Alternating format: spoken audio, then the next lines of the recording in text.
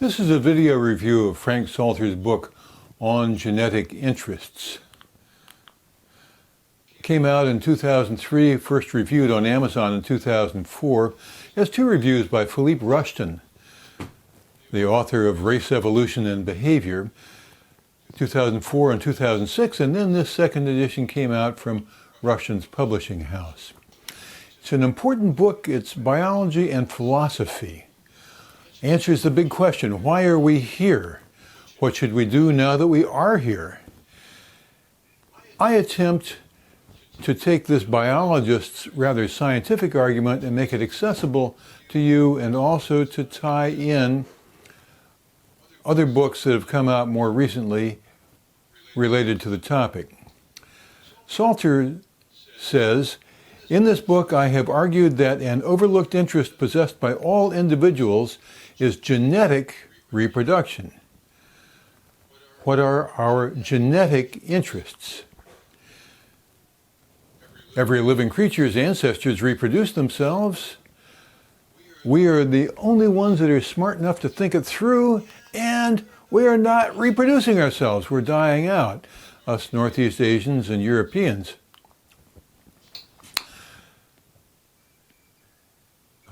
Salter asks us to look at it from a different point of view. The traditional view of success is, I am successful if I, myself, in this generation, have two children, each of whom have half my genome, and they have two children in turn, so I have four grandchildren with a quarter each of my genome. Just a direct line, but that's not it. Richard Dawkins turned the argument around in his 1976 book, The Selfish Gene, saying that we are only vessels, just here for this generation to carry forward the genes. The genes themselves are immortal. So he put it backwards, saying our interest is in our genes, and Salter is applying that argument to the human being. Success is in our genome, not just our progeny. What does this mean? It means that in this generation, you are more than just you. Your genome is more widely representative. If you have a sibling, two children per parent, then they have half of your genome, so right there, that's 1.5. But if your grandparents each had two children, then you have four cousins, and they have 1/8 of your genome, there's another half. And so it goes, second cousins, third cousins, and so on. So your genes are more widely represented in the population than just in you.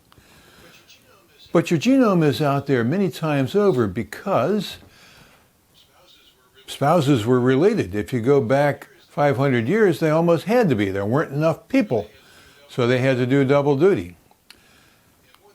And more than that, historically, families had more than two. My family immigrated from Germany to America, most of them, others from England. And they had large families because it was a new continent. My genome must be represented several hundred times over in the American population. I just don't know where. So our genetic interest is in our genes throughout the population, our family, clan, tribe, and nation.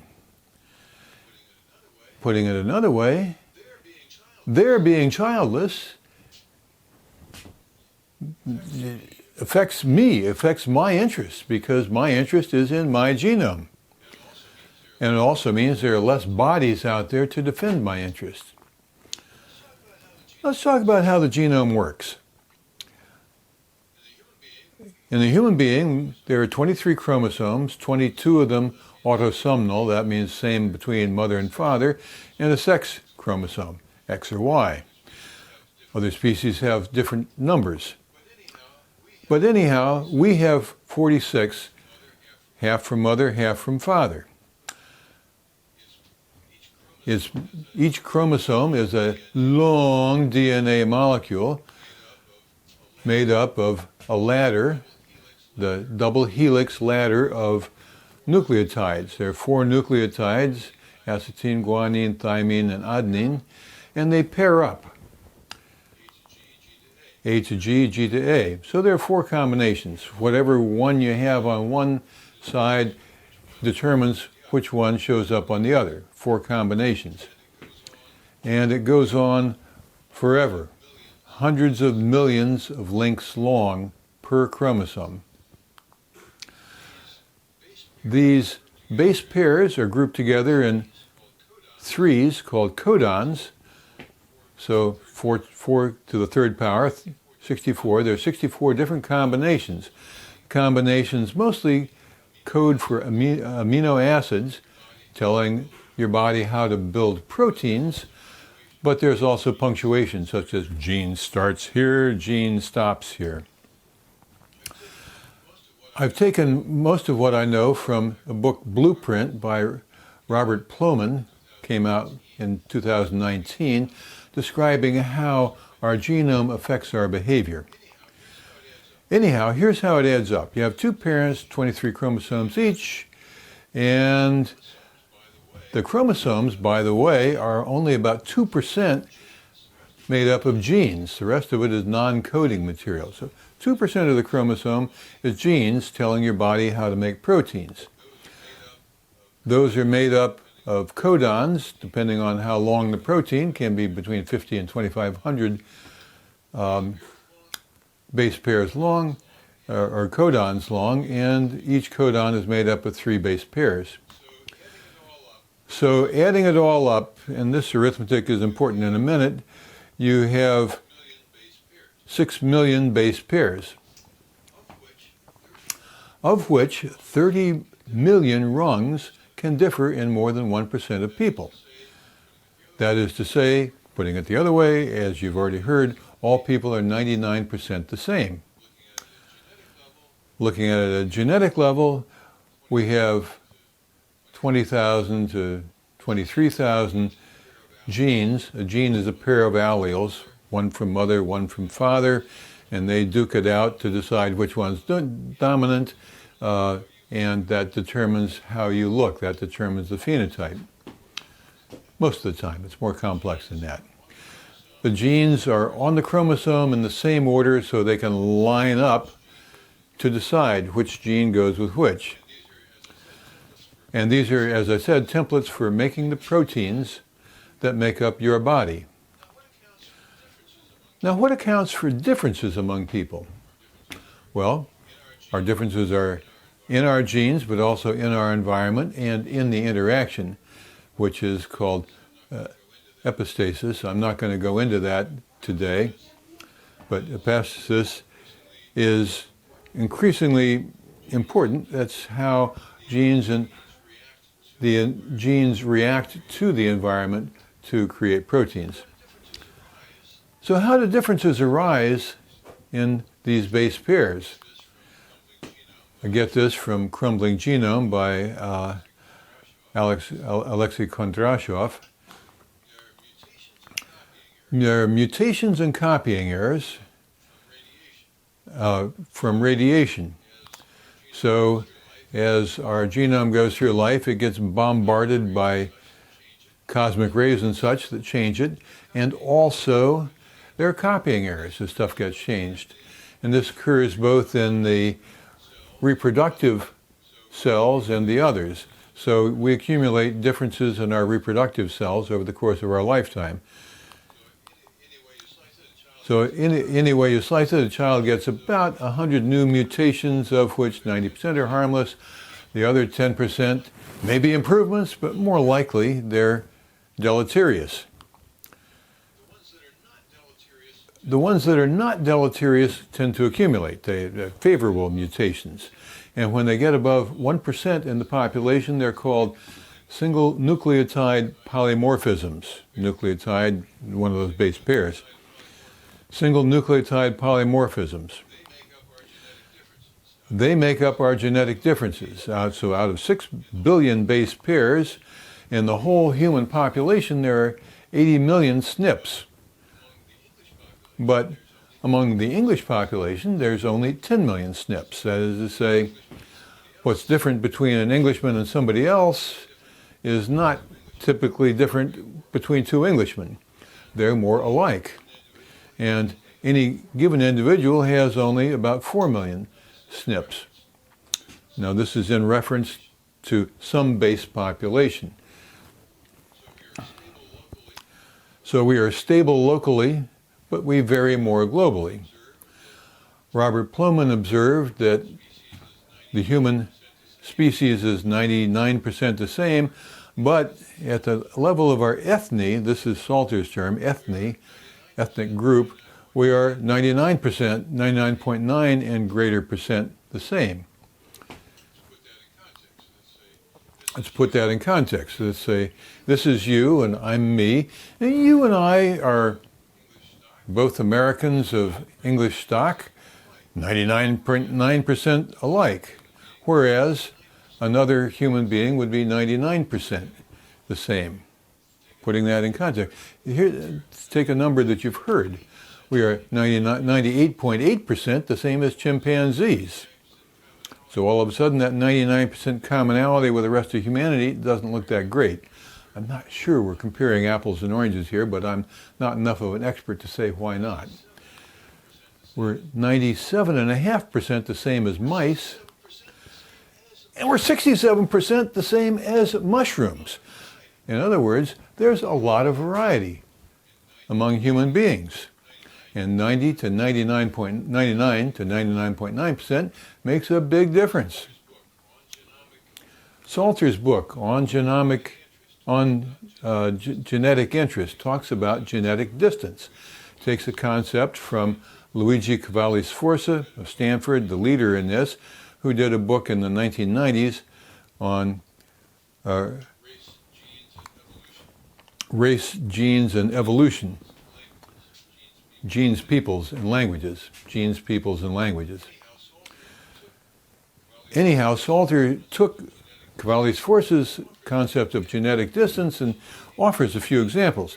The English and the Danes are very similar. In fact, the Danes contributed quite a bit to our English gene pool. So the genetic distance is 21. Assuming there's no distance between two Englishmen, then by comparison there'd be a difference of 21 between an Englishman and a Dane. Not very, the average Englishman and the average Dane. As you see going down, the differences get a great deal bigger, and the biggest difference that Cavalli-Sforza found was between Australian Aborigines and Pygmies in the Congo, 200 times greater than between Englishmen and Danes. Salter turned this argument around and said, okay, if immigrants come into our society and they replace us, what's the impact? And he said, by this arithmetic, if it would take 61 Danes moving into my population to diminish my genetic interest by one kid, that is one child born into the population who had my genome. Remember, my genome is pretty widely spread throughout the population. But you see that the number of people required to displace one of my genome diminishes rapidly as you get more genetic distance. In fact, it gets to the point where it's more than one. Charles Murray, in his book, Human Diversity, also came out last year, offered a scatter chart to show how the races, the popular concept of race, makes sense. Here's his chart. He says that the genetic distance within a group is showed by Africans, Europeans, Middle Easterners, East Asians, Americans. Those dots show the scatter of genetic distance among within populations, and the differences between the colors are the difference between the populations. You see, there's more difference by far between what we commonly sense as races than there is among them. This makes sense. It follows the human migration path out of Africa. What does this mean? The human genome is 84% dedicated to our brains, to our personalities, intellect, all that sort of stuff. Our brains are 4 times bigger than those of the chimpanzee. The red line shows how our brains have grown since we parted company with the chimpanzees. The blue line shows how rapidly the growth accelerated. So it's 4 times bigger, then the growth is 30 times faster now than it was. Our brain is very important to us. What do we use it for? The body is about the same as the chimpanzee's body. We don't need a bigger brain to control our bodies. It's mainly to control our evolved common behavior. Humans differ in their behavior. And behavior evolved quickly. Cochrane and Harpending put this in their book, The 10,000-Year Explosion, that human evolution has accelerated. It's been on steroids since agriculture. Why is that? Because we evolve in response to changes in our environment, and we have been changing our own environment. Every time we invent something like a sword, a spear, a boat, we change our environment, and we have to change with it. We have evolved amazingly quickly, and the evolution is in our brains, our mental equipment, both in intelligence and in our social interactions. Personality, social skills, and traits such as altruism. Behavior, as I said, evolved quickly. And this, going back to Rushton, is what he says in Race, Evolution, and Behavior. We changed our reproductive strategy pretty remarkably. Northeast Asians especially, and we Europeans also, evolved to have fewer children and make a higher investment in each. That's what we did as a society, and this is genetic. And as Sarah Blaffer Hardy says, and Mothers and Others, we co-opted everybody in the society. We bring in grandmothers and aunts and uncles to take care of children. So the whole society is involved in raising the society's children. And that's where a high level of altruism comes into play. Altruism is not free. There is the free rider problem. You can't have moochers who don't carry their way, so we have developed ways of ostracizing freeloaders. We recognize kinship, who we should be close to. There's a question, where do we invest our energy? And this is an important one, because Salter would say we are so altruistic that we've been told to invest our energies in all of humanity. Not our own kids, not our own kind, but all of humanity, because we're such loving, kind people. And that's the gist of his book, saying, not so.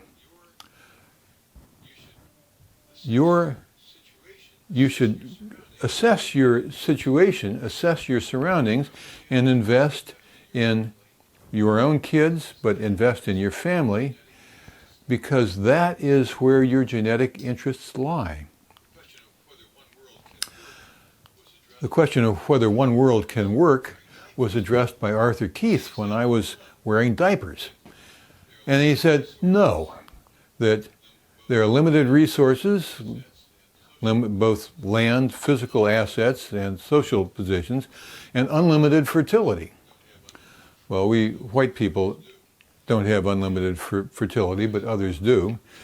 And there's a degree of ethnocentrism, positive and negative, which trumps altruism. In other words, if we're looking out for everybody and they are looking out for themselves, Katie, bar the door, because we will get swamped.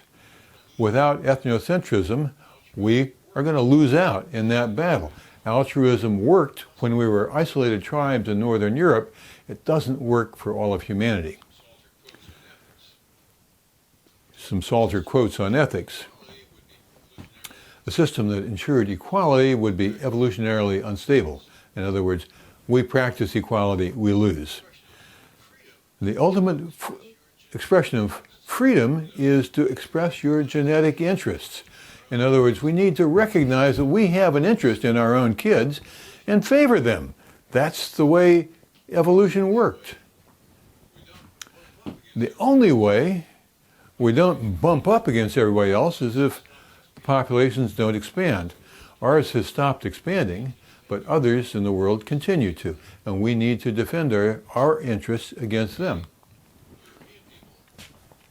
We, European people, were 30% of humanity at the turn of the 20th century.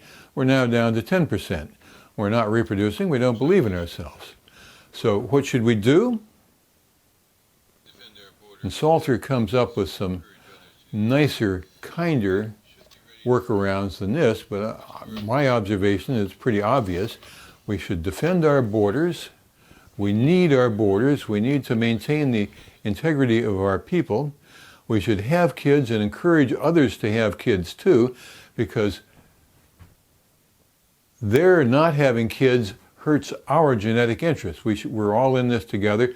We should encourage others to have kids, and we should be ready to fight, if need be, to defend our land and our people in our borders. That's an unpopular position. That's why you don't find too many reviews of this book.